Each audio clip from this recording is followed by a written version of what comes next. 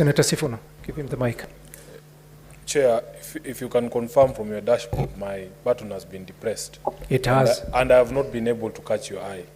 The point that Senator Kajwang is making is that if you move as fast as you're doing between the proposal of the question and the putting of the question, our fingers are not that fast, trust me, Chair, and you will not even have the opportunity to look at the screen.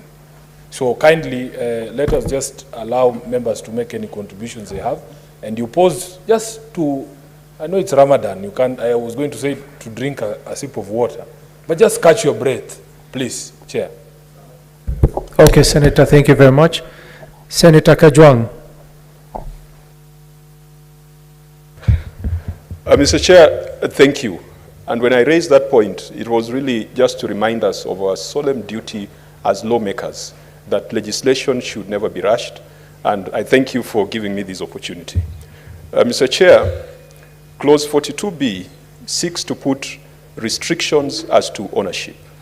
And it says that a person shall not acquire more than one affordable housing unit developed under this Act. And Mr. Chair, the question is this an act that is going to serve us for 1 year or 2 years, or it's an act that will serve us for the next 100 years? What time frame are we legislating on? If you put it in law and cast it in stone that a person cannot acquire more than one affordable housing unit, what if we get to the point where this project, assuming has become so successful that all Kenyans who wish to apply have applied and have been allocated housing units? Are you going to shut down the scheme?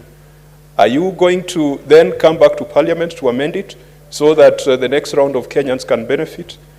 Mr. Chair, we must be very careful with the manner in which we legislate. And we must also ensure that whenever we make amendments at the committee stage of the House, we ask ourselves whether those amendments have been subjected to public participation. I know that at the third reading stage, any member has a right to rise and to make amendments subject to certain consultations with the chair of the respective committee. But does it take away the right of the public to be part of the decisions that we make? Does it take away that constitutional responsibility to ensure that we inject the views and the voices of the public in whatever it is that we do? Mr. Chair, I think this is a fairly dangerous amendment, because it is an amendment that is coming from a position of want, a position that we are in, which could be resolved or which could easily be solved in 5 years or in 10 years' time.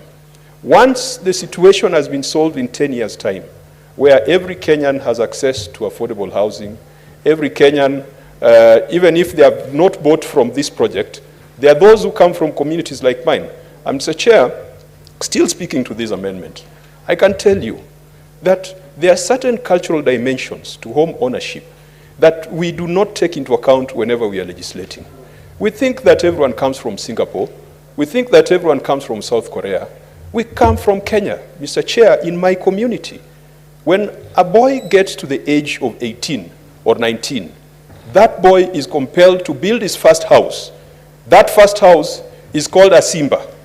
Mr. Chair, in my community, 90% of men Senator, have access to houses. If you could please summarize so that we can get a response to that Mr. Chair, argument. As per the practice in this House, if there is limitation of debate, it is done before a member takes the floor.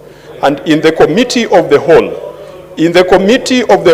Mr. Chair, we have agreed that when you propose a question, any member has a right to comment on that proposal. Senator, and therefore, Mr. Chair, if you would allow me, just my normal 15 minutes, if there is need for limitation of debate, that motion can be passed or that motion can be made after I've finished my submission. Those are the rules of this House. Those are not the rules of government.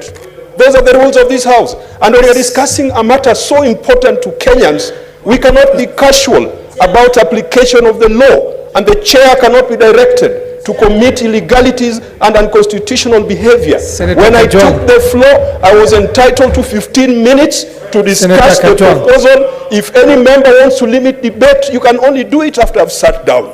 Those are the rules of the House. and they are in this blue Senator document. Kajwang. They are not in any political party document.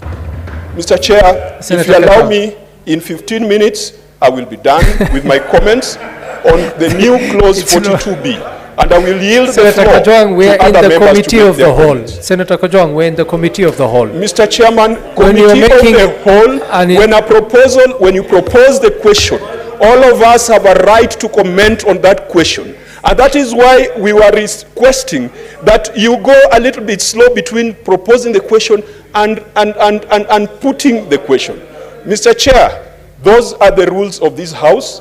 Those are the rules of What is your debate. point of order, Senator And if Cheriot? Senator Cheriot feels outwitted, then it is what it is. These are the rules of the House.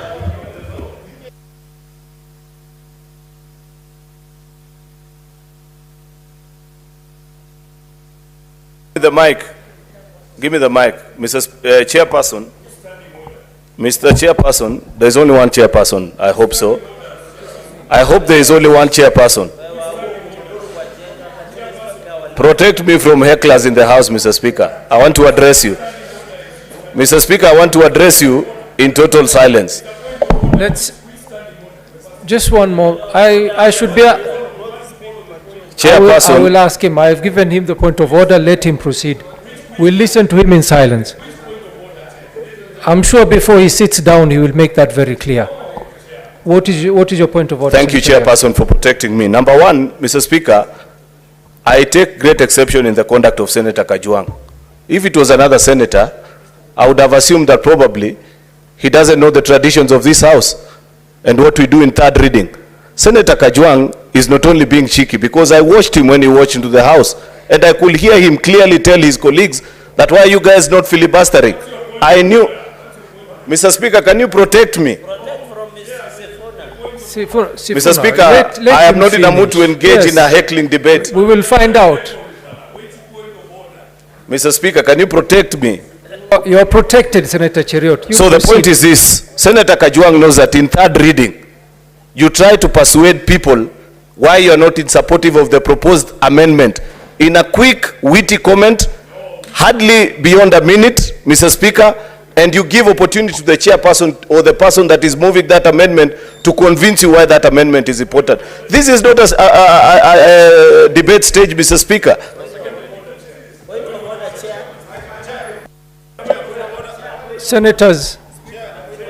Senators, let us, just one moment before, can we conclude on Senator Kajwang's issue? What's your point of order, Senator Sifuna?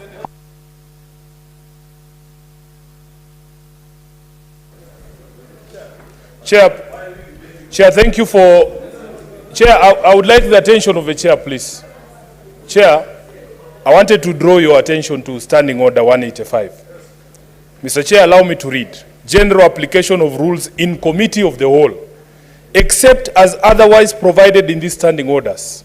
The same rules of order and of debate for the conduct of business shall be observed in the committee of the whole in the Senate. Mr. Speaker, therefore, nobody should rise up to tell you that there are traditions. Traditions are only applied where there is no express provision of the standing orders. So Honorable Kajwang is within his right, Mr. Speaker.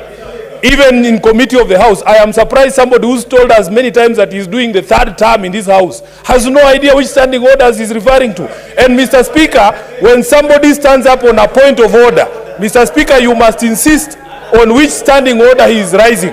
I have read the law of this House. We will not be threatened by old people here that you have been here 10 times, but you can't read very simple English. Mr. Speaker, therefore, allow us to debate in the normal fashion, because that is what the law says. Mr. Chairman, do not be intimidated by anybody telling you they were elected before your grandfather was born. We are all here now. And Mr. Chairman, we are subject to the same rules. We must speak in accordance with the Constitution and in accordance with the standing orders, Mr. Speaker. Therefore, Mr. Speaker, nobody should come here to tell us about traditions of which community. The traditions of the House are dictated by the standing orders.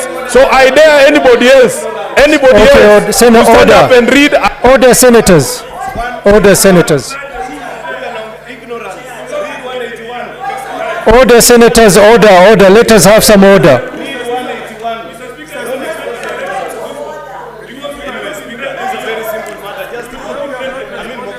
Order, senators. No, order, senators. Order, sit down. Okay, sit down, Sifuna. Sit down, Senator Abbas. No more, Senator. No more point of orders. No, senators. I cannot allow because it is going out of hand. Not on this same matter. Is it on the same matter?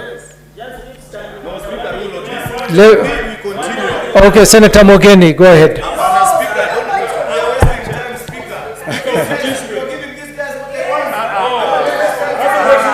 Order, Senator, one moment. Let's hear what he has to say.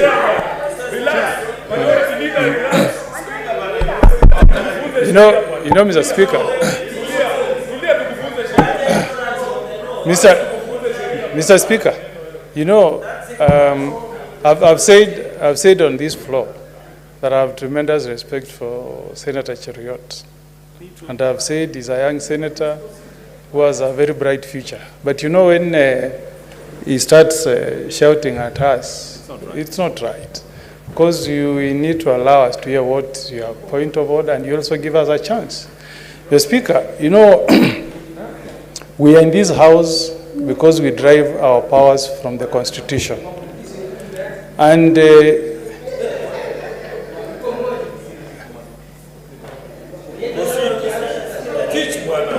yes, so Mr. Speaker, Senator Sifuna has made reference to Standing Order 185. But Mr. Speaker, the article I want you to bear in mind is Article 124 of the Constitution. Article 124, Mr. Speaker, states that each House of Parliament may establish committees and standing orders for the orderly conduct of its proceedings, including the proceedings of committees. So the standing order that Senator Sifuna has read has a bearing on what is happening, Mr. Speaker. The same standing orders that allow